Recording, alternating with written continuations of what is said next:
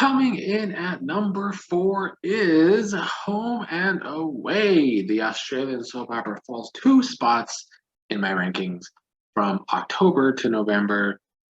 In October was second place, now it is in fourth place. And that's mostly because the other soap operas in the top 4 just were so good. Home and Away, the reason I love it, and I talked about this in the first video for October, is that the production on this show is just, they produce it in a way that keeps it exciting. It always feels like something big is happening. It always feels like it's just a vibe. Like I said last time, the music is always very dramatic. I love that kind of shit. So yeah, the production's still great. I just feel like, they had that big story in October. It was like a big event. People were being poisoned.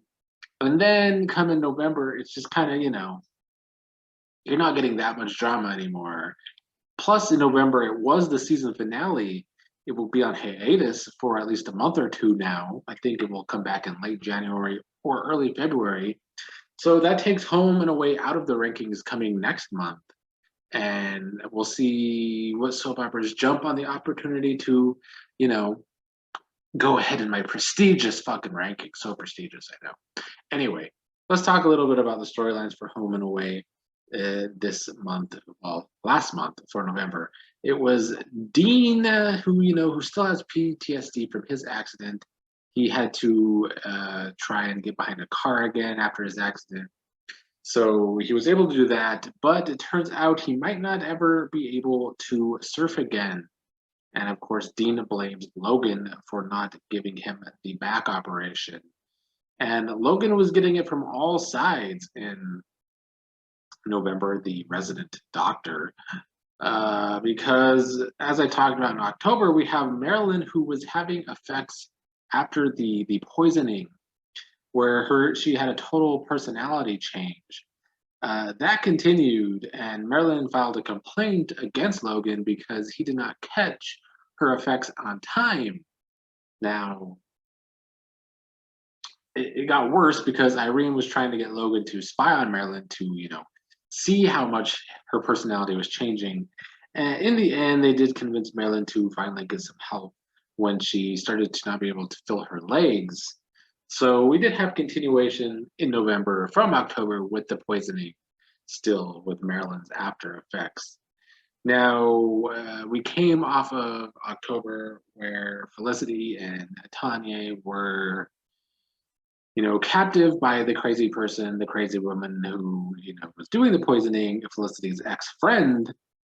And we finally see Felicity and Tanya kind of getting close. Now, I haven't watched all year, so I don't know how long the story has been building, but it seems like there was a whole back and forth between Tanya and Felicity for a while now where they had slept together, but Tanya didn't want anything serious and Felicity did. Well, after, the events that happened in October, they did start to, push and pull each other. And once again, there was a kiss, there was more, but then Felicity started drinking a lot after her father's death because she was convinced that her father was murdered. Cash, however, proved that to not be the case. But we got to see, Felicity continuing to be a mess. Felicity is probably one of the most intriguing characters on the show, though, because she is the mess of the show. Before we get to what was probably the biggest story of the month, I'll talk about a little bit about Ryder and Theo. They've been, having these challenges against each other to see who's the better man. Well, when Theo loses at the firewalk challenge to Ryder, he tells Ryder that he ended up kissing Chloe, which is of course Ryder's ex. That did not go over well. In the end, they're doing this challenge where Ryder says he's gonna bury himself alive, basically. That was one of the cliffhangers on the season finale where Ryder is buried alive. Theo is supposed to help get him out, but then Theo ends up falling and knocking himself out. So that was one of the kind of lame.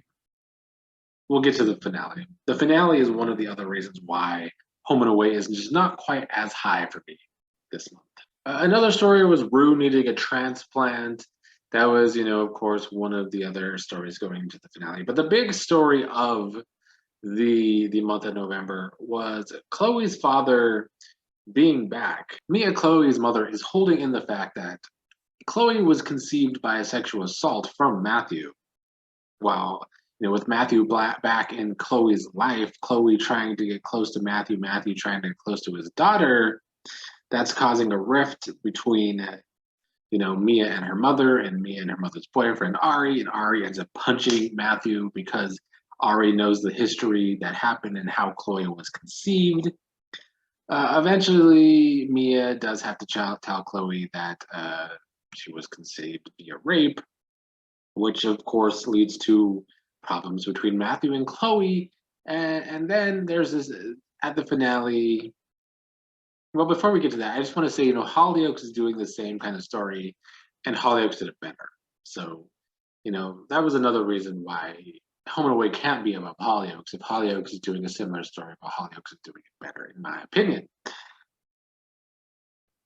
But at the finale, Matthew wants Chloe to come with him. He wants to prove himself, but Mia stops it. Mia and Matthew get into this big argument. Chloe ends up hitting her father, Matthew, with a rock, knocking him out, and ends up killing him. In the end, Mia's trying to drive away to, I guess, hide Matthew's body so Chloe doesn't have to take the fall. But of course, he gets stopped by police.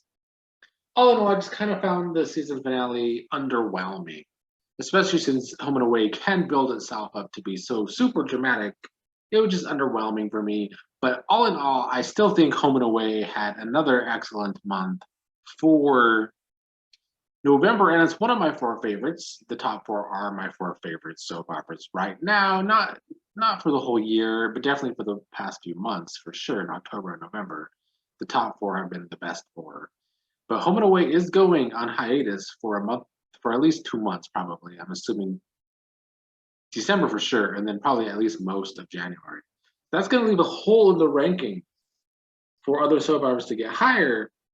And with it being gone for so long, we'll see what it brings when it returns in late January or February. But it ends the year at number 4 in my ranking.